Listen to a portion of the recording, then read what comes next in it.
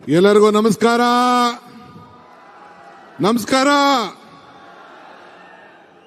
ಬಂಧುಗಳೇ, ವೇದಿಕೆಯಿರುವಂತ ಗೌರವಾನ್ವಿತ ಮುಖ್ಯಮಂತ್ರಿಗಳಂತ ಸಿದ್ದರಾಮಯ್ಯ ಸಾಹೇಬ್ರೆ, ನಾನು ಎಲ್ಲರ ಮಂತ್ರಿಗಳ ನನ್ನ ಸಹೋದ್ಯೋಗಿಗಳ ಹೆಸರನ್ನ ತೆಗೆದುಕೊಳ್ಳುವುದಿಲ್ಲ. ಯಾಕಂದ್ರೆ ಎಲ್ಲ 30 ಜನ ಮಂತ್ರಿಗಳು ಕೂಡ ಇದ್ದಾರೆ. ಎಲ್ಲರೂ ಕ್ಷಮಿಸಬೇಕು. ಎಲ್ಲ ಗೌರವಾನ್ವಿತ ಎಲ್ಲ ನನ್ನ ಸಹೋದ್ಯೋಗಿಗಳೇ, ಈ ಕಾರ್ಯಕ್ರಮ ಬಹಳ ಉತ್ತಮವಾಗಿ ಆಯೋಜನೆ ಮಾಡಿದಂತ ಡಾಕ್ಟರ್ ಪರಮೇಶ್ವರ್ ಅವರೇ, ಕೃಷ್ಣ ಬೈರೇಗೌಡ್ರೆ, ಎಲ್ಲ ರಾಜ್ಯದ ಎಲ್ಲ ಚೇರ್ಮನ್ಗಳೇ, ಶಾಸಕ ಮಿತ್ರರೇ, ಎಲ್ಲ ಮುಖಂಡಗಳೇ, ನನ್ನ ಅಧಿಕಾರಿಗಳೇ, ಎಲ್ಲ ಕಾರ್ಯಕರ್ತರುಗಳೇ ಮತ್ತು ಎಲ್ಲ ಫಲಾನುಭವಿಗಳೇ, ಈಗಾಗಲೇ ಕೃಷ್ಣ ಬೈರೇಗೌಡರು ಬಹಳ ಸರ್ಕಾರದ 6ನೇ ಗ್ಯಾರಂಟಿ ಬಗ್ಗೆ ತಮಗೆ ಒತ್ತಿ ಒತ್ತಿ ಒತ್ತಿ ತಿಳಿಸಿದ್ದಾರೆ. ನಾನಿಲ್ಲಿಗೆ ಬರಕ್ಕಿಂತ ಮುಂಚಿತವಾಗಿ ನಾನು ಮೊದಲು ತಡವಾಗಿ ಬಂದೆ, ಕ್ಷಮಿಸಬೇಕು. ಈ ಕಾರ್ಯಕ್ರಮ 20ನೇ ತಾರೀಕಿತ್ತು. ಆದರೆ ಈ ಬಸ್ ಸ್ಟ್ರೈಕ್ ವಿಚಾರದಲ್ಲಿ ಒಂದಿನ ಮುಂದಕ್ಕೆ ಹಾಕೊಳ್ಬೇಕಾದಂತ ಅನಿವಾರ್ಯತೆ ಇತ್ತು. ನಾನು 6-7 ವರ್ಷದಿಂದ ತಿರುಪತಿ ತಿಮ್ಮಪ್ಪನ ದರ್ಶನ ಮಾಡಿರಲಿಲ್ಲ. ಸೊ ಅದಕ್ಕೆ ಹೋಗಿ ಇವತ್ತು ತಿರುಪತಿ ದರ್ಶನವನ್ನ ಕುಟುಂಬದ ಸಮೇತ ನಿಗದಿ ಮಾಡಿಬಿಟ್ಟಿದೆ. ತಪ್ಪಿಸ್ಕೊಳಕ್ಕಾಗದೆ ಬೆಳಗಿನ ಜಾವ ಮುಗಿಸಿ ಓಡಿ ಓಡಿ ಓಡಿ ಇಲ್ಲಿಗೆ ಬಂದಿದ್ದೇನೆ. ನಿಮ್ಮೆಲ್ಲರ ಪ್ರೀತಿಯನ್ನ ಗಮನಿಸಿದ್ದೇನೆ. ಇದೊಂದು ತುಮಕೂರಿನಲ್ಲಿ ಒಂದು ಐತಿಹಾಸಿಕವಾದಂತಹ ಕಾರ್ಯಕ್ರಮ. ಪರಿಶ್ರಮ ಇದ್ದ ಕಡೆ ಇತಿಹಾಸ ಸೃಷ್ಟಿ ಆಗೇ ಆಗುತ್ತದೆ. ನಂಬಿಕೆ ಇದ್ದ ಕಡೆ ಅದ್ಭುತಗಳು ನಡೆದೇ ನಡೀತದೆ. ಸತ್ಯ ಇದ್ದ ಕಡೆ ಗೆಲುವು ಇದ್ದೇ ಇರ್ತದೆ. ಹಂಗೆ ನೀವೆಲ್ಲ ಈ ರಾಜ್ಯದಲ್ಲಿ ಕಾಂಗ್ರೆಸ್ ಸರ್ಕಾರವನ್ನು ತರಬೇಕು, ನಮ್ಮ ಬದುಕಿನಲ್ಲಿ ಒಂದು ಬದಲಾವಣೆಯನ್ನು ಮಾಡ್ತೀರಿ ಅನ್ನೋ ಒಂದು ನಂಬಿಕೆಯಿಂದ 136 ಜನ ಶಾಸಕರನ್ನ ಕೊಟ್ಟು ಈ ಜಿಲ್ಲೆಯಲ್ಲಿ 7 ಜನ ಶಾಸಕರನ್ನ ಕೊಟ್ಟು ನಿಮ್ಮ ಸರ್ಕಾರವನ್ನು ತಂದು ನಿಮ್ಮ ಋಣವನ್ನು ತೀರಿಸಲಿಕ್ಕೆ ಒಂದು ದೊಡ್ಡ ಅವಕಾಶವನ್ನು ನೀವು ಮಾಡಿಕೊಟ್ರಿ. ಬೆಂಗಳೂರು ಬಿಟ್ರೆ ಈ ತುಮಕೂರಿನಲ್ಲಿ ಒಂದು ದೊಡ್ಡ ಇತಿಹಾಸ. ಇದೊಂದು ಶಿಕ್ಷಣದ ಈ ಕಲ್ಪತರು ನಾಡು. ಶಿಕ್ಷಣಕ್ಕೆ ಧಾರ್ಮಿಕವಾದಂತ ಒಂದು ಐತಿಹಾಸಿಕವಾದಂತ ಕಾಶಿ ಇದ್ದಂಗೆ, ದಕ್ಷಿಣದ ಕಾಶಿ ಇದ್ದಂಗೆ. ಇದು ಧಾರ್ಮಿಕ, ಆಧ್ಯಾತ್ಮಿಕ, ಅನ್ನ, ಅಕ್ಷರ, ಆಶ್ರಯ ನೀಡಿದಂತ ಒಂದು ಪವಿತ್ರವಾದಂತ ಭೂಮಿ. ಈಗ ತಾನೇ ಡಾಕ್ಟರ್ ಪರಮೇಶ್ವರ್ ಅವರು ಹೇಳ್ತಾ ಇದ್ರು, ಬೆಂಗಳೂರಿಗೆ ಜನಸಂಖ್ಯೆಯನ್ನ ನಿಯಂತ್ರಣ ಮಾಡಬೇಕಾದ್ರೆ ಈ ಬೆಂಗಳೂರಿನ ಉತ್ತರ ಭಾಗದಲ್ಲಿ ಒಂದೇ ಒಂದು ಉಪಾಯ, ಈ ತುಮಕೂರನ್ನ 2ನೇ ಬೆಂಗಳೂರಾಗಿ ಪರಿವರ್ತನೆ ಆಗಬೇಕು ಅನ್ನೋದು ಅವರ ದೊಡ್ಡ ಸಂಕಲ್ಪ. ಇವತ್ತು ಅವರ 3 ವರ್ಷಗಳಲ್ಲಿ ನಾವೇನು ಕಾರ್ಯಕ್ರಮಗಳನ್ನು ಅಧಿಕಾರ ಸಿಕ್ಕಿದಾಗ ನಾವೇನು ಮಾಡಿದ್ದೇವೆ ಅಂತ ಹೇಳಿದ್ರೆ, ಇದು ಗಂಡುಗಟ್ಟಲೆ ಚರ್ಚೆಯನ್ನ ನೀವೆಲ್ಲ ಗಮನಿಸಿದ್ದೀರಿ. ಇವತ್ತು ತಮಗೆಲ್ಲ ಕೊಟ್ಟಂತ ಆಶ್ವಾಸನೆಗಳು, ಇದನ್ನ ಪರಮೇಶ್ವರ್ ಅವರ ನೇತೃತ್ವದಲ್ಲಿ ಕಾಂಗ್ರೆಸ್ ಪಕ್ಷದ ವತಿಯಿಂದ ನಾನು, ಸಿದ್ದರಾಮಯ್ಯನವರು, ನಮ್ಮ ಪಕ್ಷದ ವರಿಷ್ಠರು ಚರ್ಚೆ ಮಾಡಿ ಪ್ರಣಾಳಿಕೆಯ ಅಧ್ಯಕ್ಷರಾಗಿ ನೇಮಕ ಮಾಡಿದ್ದು. ಇಲ್ಲಿಗೆ ಬರಬೇಕಾದ್ರೆ ನಾನು ಗೂಗಲ್ ನೋಡ್ತಾ ಇದ್ದೆ. ಆಕ್ಸ್ಫರ್ಡ್ ಯೂನಿವರ್ಸಿಟಿಲಿ ಒಂದು ದೊಡ್ಡ ಉಲ್ಲೇಖನ ನಡೆದಿದೆ. ಈ ದೇಶದಲ್ಲಿ, ಇಡೀ ವಿಶ್ವದಲ್ಲೇ ಬಡವರ ಬದುಕಿನಲ್ಲಿ ಸಾಮಾಜಿಕವಾಗಿ ಒಂದು ಬದಲಾವಣೆಯನ್ನು ತಂದಂತ ಈ 5 ಗ್ಯಾರಂಟಿ ವಿಶ್ವಕ್ಕೆ ಒಂದು ಮಾದರಿ ಅಂತೇಳಿ ಉಲ್ಲೇಖನವನ್ನ ಇವತ್ತು ಆಕ್ಸ್ಫರ್ಡ್ ಯೂನಿವರ್ಸಿಟಿಲಿ ಇವತ್ತು ಮಾಡಿದ್ದಾರೆ. ನಮ್ಮ ಬಿಜೆಪಿಯ ಸ್ನೇಹಿತರುಗಳು ಪ್ರಧಾನಮಂತ್ರಿಗಳ ಆದಿಯಾಗಿ ನಮ್ಮ ಗ್ಯಾರಂಟಿಗಳ ಬಗ್ಗೆ ಟೀಕೆಯ ಸುರುಮಾಳೆಯನ್ನ ಮಾಡ್ತಾ ಇದ್ರು. ಇವತ್ತು ಪ್ರತಿಯೊಂದು ರಾಜ್ಯದಲ್ಲೂ ಕೂಡ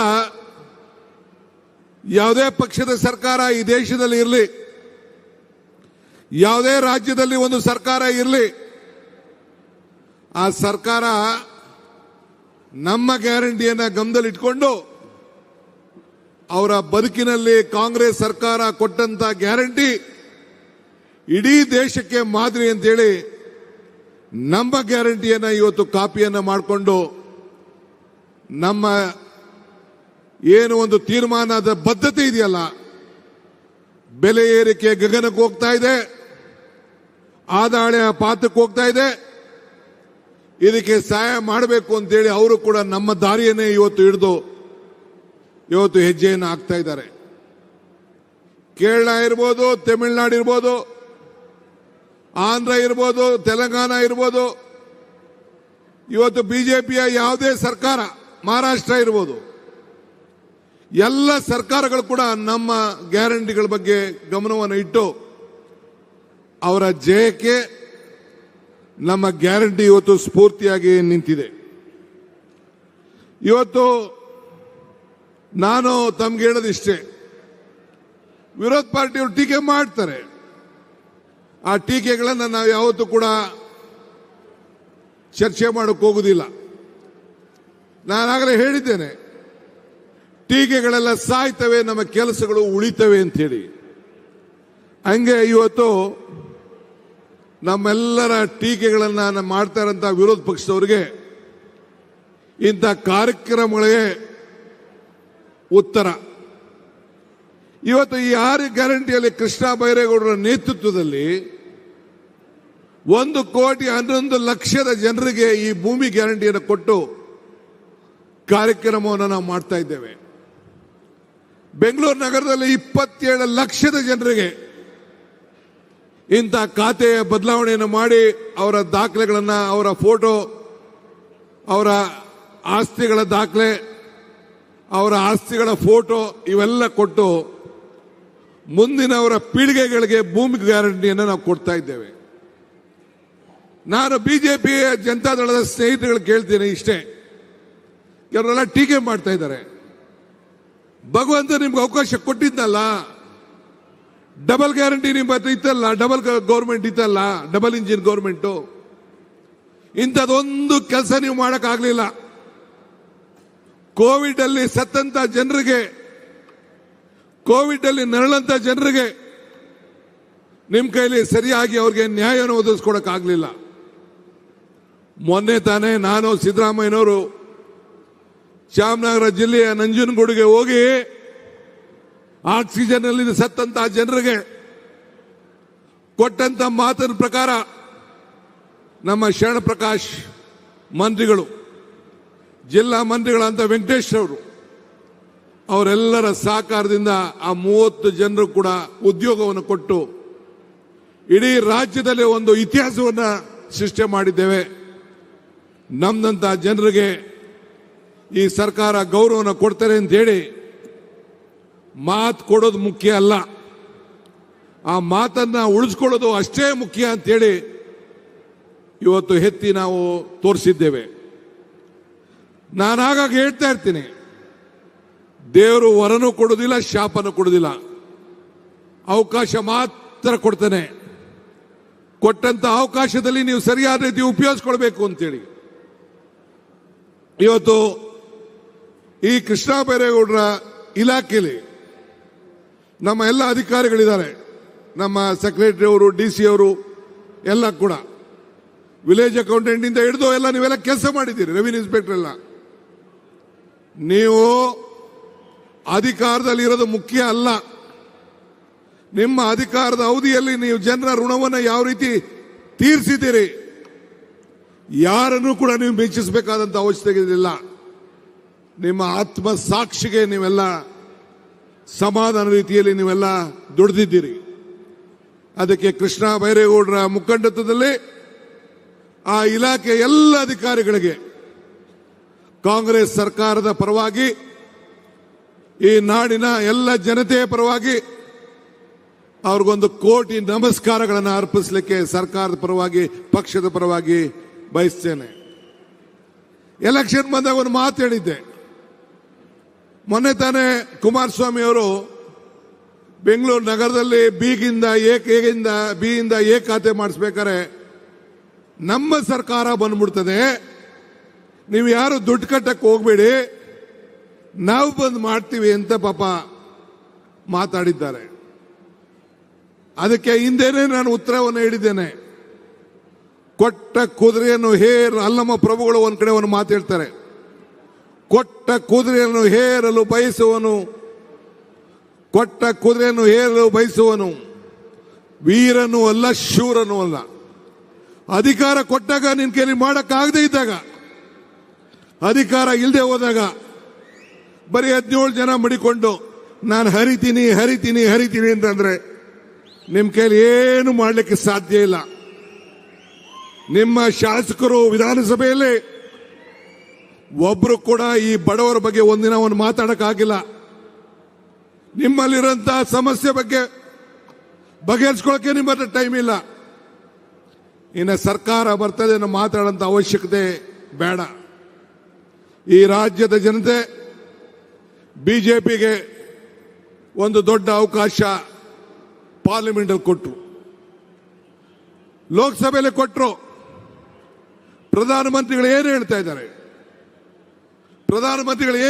ಇವತ್ತು ನಾವು ಇವತ್ತು ಗ್ಯಾರಂಟಿ ಕೊಟ್ಟು ನಿಮ್ಮ ಬದುಕಿನಲ್ಲಿ ನಾವು ಬೆಳಕನ್ನು ಕೊಡ್ತಾ ಇದ್ದೇವೆ. ಅದಕ್ಕೆ ಎಲೆಕ್ಷನ್ ಟೈಮಲ್ಲಿ ಹೇಳಿದ್ದು ನಾನು, ಕಮಲ ಕೆರೆಯಲ್ಲಿದ್ದರೆ ಚಂದ, ತೆನೆ ಹೊಲದಲ್ಲಿದ್ದರೆ ಚಂದ, ಈ ದಾನ ಧರ್ಮ ಮಾಡುವ ಕೈ ಅಧಿಕಾರದಲ್ಲಿದ್ರೆ ಮಾತ್ರ ಚಂದ ಅಂತ ಹೇಳಿದೆ. ಈ ದಾನ ಧರ್ಮ ಮಾಡುವ ಕೈ ಅಧಿಕಾರ ಇದ್ದದಕ್ಕೆ ಇಂಥ ಗ್ಯಾರಂಟಿಗಳನ್ನು ಕೊಟ್ಟು ನಿಮ್ಮ ಬದುಕಿನಲ್ಲಿ ಬದಲಾವಣೆಯನ್ನು ಇವತ್ತು ನಾವು ಮಾಡ್ತಾ ಇದ್ದೇವೆ. ಇವತ್ತು ಬದುಕಿನಲ್ಲಿ ಹೆಜ್ಜೆ ಗುರುತುಗಳನ್ನು ಉಳಿಸ್ಕೊಳ್ಬೇಕು ಅನ್ನೋ ದೃಷ್ಟಿಯಿಂದ ಇಂಥ ಕಾರ್ಯಕ್ರಮವನ್ನು ಮಾಡ್ತಾ ಇದ್ದೇವೆ. ನಾನು ಬಿಜೆಪಿ ಸ್ನೇಹಿತರುಗಳ ಕೇಳ್ತಾ ಇದ್ದೀನಿ, ಬಹಳ ಕನಸು ಕಾಣ್ತಾ ಇದ್ದಾರೆ ಪಾಪ. ನಿಮ್ಮ ಪ್ರಧಾನಮಂತ್ರಿಗಳು ಯಾಕೆ ಹೇಳ್ತಾ ಇದ್ದಾರೆ? ಪೆಟ್ರೋಲ್ ಕಡಿಮೆ ಉಪಯೋಗಿಸಿ, ಅಡುಗೆ ಎಣ್ಣೆ ಕಡಿಮೆ ಉಪಯೋಗಿಸಿ, ಎಲ್ಲ ಕಡಿಮೆ ಮಾಡಿ, ಎಲ್ಲ ಮೆಟ್ರೋಲ್ ಓಡಾಡಿ, ಬಸ್ಸಲ್ಲಿ ಓಡಾಡಿ, ಕಾರ್ ಬಳಸಬೇಡಿ, ಚಿನ್ನ ತಗೋಬೇಡಿ, ನಿಮ್ಮ ಮಾಂಗಲ್ಯ ಚಿನ್ನನ ತೆಗೆದಾಕ್ಬಿಟ್ಟು ಚಿನ್ನನೂ ಬೇಡ, ಅರ್ಶಿನ ಕೊಂಬು ಕಟ್ಕೊಳ್ಳಿ ಅಂತ ಹೇಳ್ತಾ ಇದ್ದಾರೆ. ನಿಮ್ಮ ಶ್ರಮ, ನಿಮ್ಮ ಬದುಕು, ನಿಮ್ಮ ಕಷ್ಟ, ನಿಮ್ಮ ಜೀವನ ಇರೋದೊಂದು ಜೀವನ. ಆ ಜೀವನದಲ್ಲಿ ನಿಮ್ಮ ಬೆವರಿಗೆ, ನಿಮ್ಮ ಬೆವರಿನ ಬದುಕಿಗೆ, ಬೆವರು ನಿಮ್ಮ ಶ್ರಮದಿಂದ ಬಂದಂತ ಬೆವರು, ಯಾರು ಕೊಟ್ಟಂತ ಬೆವರಲ್ಲ ಅದು. ನೀವು ಸಂತೋಷವಾಗಿಡಬೇಕಾದ್ದು ನಿಮ್ಮ ಜವಾಬ್ದಾರಿ. ಹೇಳಬೇಕು ಪ್ರಧಾನಮಂತ್ರಿಗಳು, ಈ ದೇಶ ಯಾಕೆ ಇಂಥ ಪರಿಸ್ಥಿತಿಗೆ ಬಂತು? ಡಾಲರ್ ಬೆಲೆ 96 ರೂಪಾಯಿ ಆಗೋಗಿದೆ. ಪೆಟ್ರೋಲ್ ಬೆಲೆ ಇವತ್ತು ಕೂಡ 1 ರೂಪಾಯಿ ಜಾಸ್ತಿಯನ್ನು ಇವತ್ತು ಕೂಡ ಮಾಡಿದ್ದಾರೆ. ಇವತ್ತು ನಾನು ತಮ್ಗೆ ಹೇಳುದು, ಬಿಜೆಪಿ ನಾಯಕರುಗಳು ಯಾಕೆ ಮಾತಾಡ್ತಾ ಇಲ್ಲ? ಸಂಸತ್ ಸದಸ್ಯರು ಯಾಕೆ ಹೇಳ್ತಾ ಇಲ್ಲ? ಅಶೋಕ್ ಆಗಲಿ, ವಿಜೇಂದ್ರ ಆಗಲಿ ಯಾಕೆ ಇದ್ರ ಬಗ್ಗೆ ಚರ್ಚೆ ಮಾಡ್ತಾ ಇಲ್ಲ? ಜನರ ಹೊಟ್ಟೆಪಾಡಿಗೆ ಏನು ನಿಮ್ಮ ಉತ್ತರ ಅನ್ನೋದನ್ನ ಈ ಸಂದರ್ಭದಲ್ಲಿ ಹೇಳಬೇಕು. ಇವತ್ತು ನಾನು ತಮ್ಗೆ ಹೇಳೋದಿಷ್ಟೇ, ನಾನು ಜಾಸ್ತಿ ಮಾತಾಡೋಕೆ ಹೋಗುದಿಲ್ಲ.